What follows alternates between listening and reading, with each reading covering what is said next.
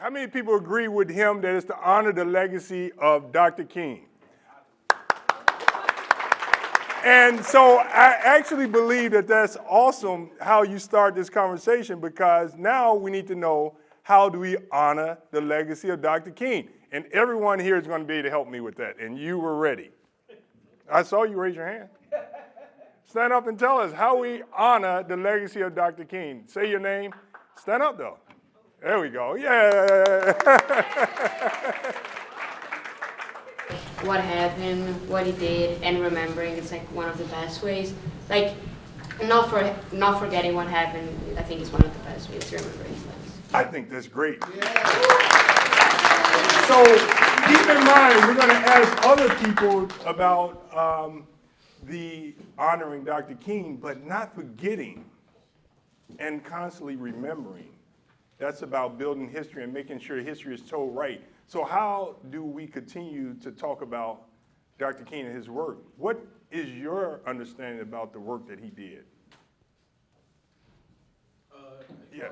Civil rights, right? It's civil rights, yes. And what's a civil right? That's good. Let's let somebody else tell us. What's a civil right? Just like basically equality overall and basically being treated equally and fairly. That's right. I mean, how many people understand that you have civil rights because of the work of Dr. King and so many other people that, as we see, went to jail, were stoned right here in Chicago, fighting to make sure that you're able to go to school and be integrated. I mean, Dr. King, if he was here today, he would love to see these tables of black and white, all the white people, y'all sitting together? Oh, hold on. All right, let's do a switch. All right, get up, white people, black people, switch tables. Let's go. Woo! Let's go. Find some, get over there, integrate these tables. Yes. Don't worry. Yeah, right here, right here. I mean, yeah. And so this is Dr. King's dream, that we feel good sitting together, playing together, because even when I was your age, and it was many, many years ago, we always, even though Dr. King fought for us to sit together, pray together, we always, so it's no different. Even adults, I want you guys to know, even adults tend to sit together with people that they look alike. But we're counting on you to continue the legacy of Dr. King of making sure that we all could live together. And how do we live more in harmony? By getting to know one another. That's what Dr. King really, really wanted his kids to be able to do. Get to know their neighbors regardless of their color. So sometimes it takes effort. Sometimes it takes effort to go into spaces that you just don't feel comfortable. But let me tell you, if Dr. King kept it safe, man, it would be a different world. So he went in places that wasn't comfortable for him, where he got stoned by people that hated him, that beat on him. He went into places that made a difference for all of us. So we owe Dr. King a great deal of honor and carrying on his legacy by, one, I hate to tell you, but you have the power of being young and youthful. Even your parents listen to you more than you know. Legislators like me listen to you more than you know. The power that you have as a youth is unbelievable. I'll give you one example. When I got into the legislature, there was a bill that came up about smoke-free Illinois. And they paid the lobbyists to take us out to dinner and to make donations and to do all sorts of things to try to make us vote for smoke-free Illinois. That means you can't smoke in buildings.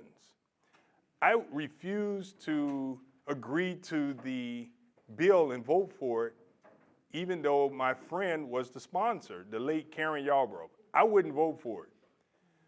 But when a student came to me and asked me to vote for the bill, I still told him, you know, why would I vote for a bill if a person wants to go to a restaurant and eat at a place that is non-smoking, then that's where they should go. Well, the young lady told me, well, my mother is pregnant and she needs that job. And she can't quit her job because the restaurant that she was hired at is a smoke restaurant. So right then, that student had my attention, and after a year of advocating, she changed my mind.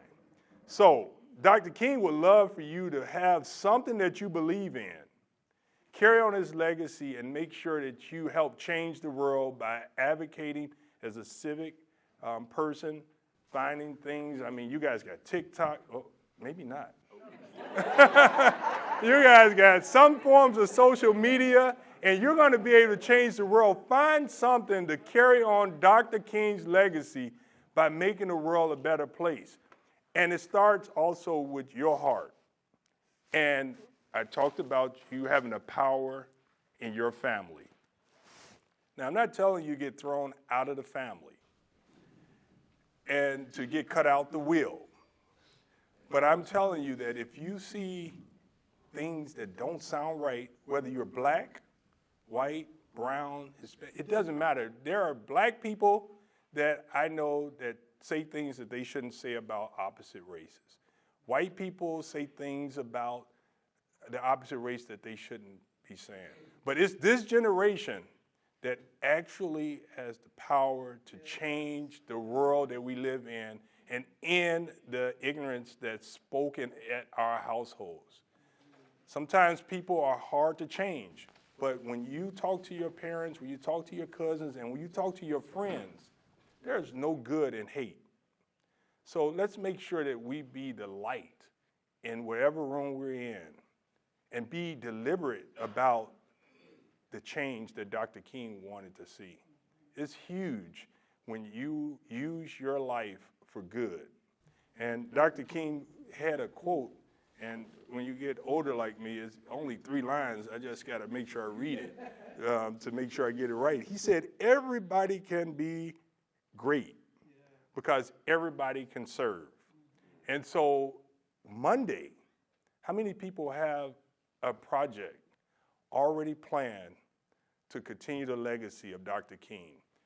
You don't have to tell me, but in your mind, if you don't have a plan for Monday, even if it means just going to visit a senior citizen, or maybe if it's snow outside, shovel the snow of your neighbor. But let's remember, Monday is a day of service, not a day off from school, but it's a civic day and a day of service. So think about what you're going to do. Think about how you're going to make the world better, and think about how you could be great. So thank you very much, and congratulations, Bill, for bringing everyone together. And thank you very much for working and getting together with black kids and white kids and brown kids. Dr. King would be very happy. So congratulations.